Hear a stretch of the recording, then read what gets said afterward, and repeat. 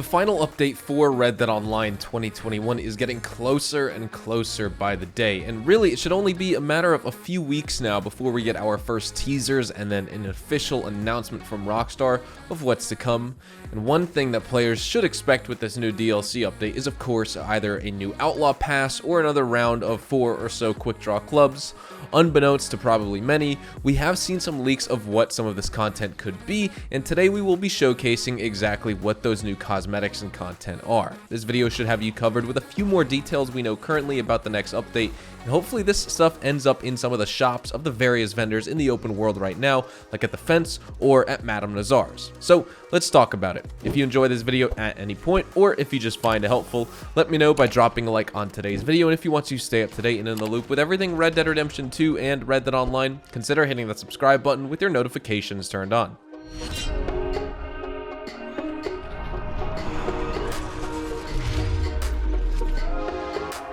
First, before we jump into what this content is, it should be noted to everyone watching that there will be a new Red Dead Online DLC update coming in the future, and that is 100% confirmed now by the fact that there have been back-end changes to Red Dead Online's DLC development branch that you can check out on Steam database. On screen, you can see recent new changes to QA Beta 3.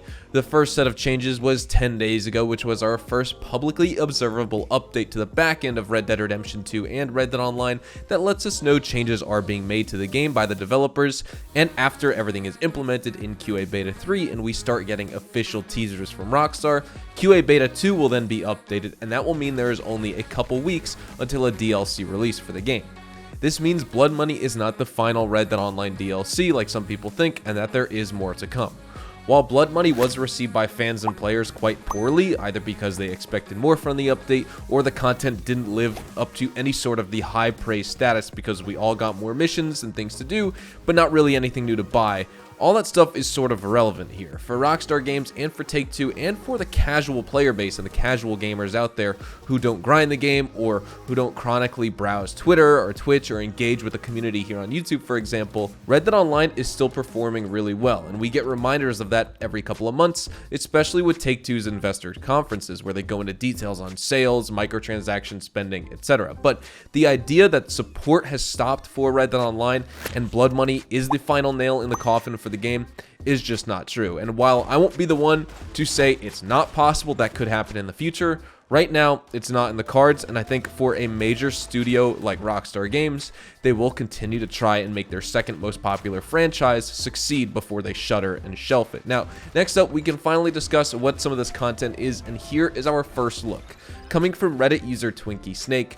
At first, I even thought this was some sort of either mod where you can change assets or even a really good Photoshop, but these are legit pieces of cosmetics that are currently unreleased for Red Dead Online players, and what you can see on screen are presumably Outlaw Pass and Quick Draw Club clothing color swatch variations that Rockstar could be saving for several reasons. The first is so they can release these in future Red Dead Online Quick Draw Club passes or the standard Outlaw passes if we ever go back to that system in-game. The other reason is that Rockstar could use these as vehicles to add more limited stock clothing to Red Dead Online's catalog and the general stores in-game without actually needing to put real resources into constantly designing new clothing. We haven't had a new limited stock clothing drop since the Naturalist DLC drip feed back in November of last year. We also haven't even seen a limited stock clothing refresh featuring older items that we've seen before for almost 5 months now. I'm not sure why they would still be holding on to these outfit variations in game, but nonetheless, that's where we stand. And then, of course, option C is we could see these sold at the Fence or Madame Nazar's, for example, and Rockstar will call these cosmetics returning Outlaw Pass content as they try to snatch 20 to 30 gold bars from you for some of these clothing items, which would mean they're extremely overvalued. But while they all do look great, I do love the colors, it's obviously not nearly enough, and right now, in-game, while players feel everything is super stale, especially after the Halloween celebration events go away and the Call to Arms mode variations go away, this could help alleviate some players' boredom until a new update if they decide to drop some of these clothing items. And when it comes to other content that we could finally see make its way into our next DLC update for Red Dead Online, we can go back in time to see that there is a lot of unused content Rockstar has yet to implement in in Red Dead. Before the Blood Money update, the community was speculating other roles could see expansions, like Trader or Collector, and specifically with Collector, Rockstar specifically discussed a Collector role expansion was in the works for the future, and we also have several details of different Trader role expansion hints in-game currently, different Trader role delivery wagon liveries and hunting wagon liveries, legendary fish for Harriet and the Naturalist role as an expansion, and even the Collector role content like expanded Collector sets, community spaces where you can actually PvP in-game, and more. And obviously, Blood Money proved to be an update irrelevant to all of those things, but maybe that's what's actually planned for the end of 2021 now in Red Dead.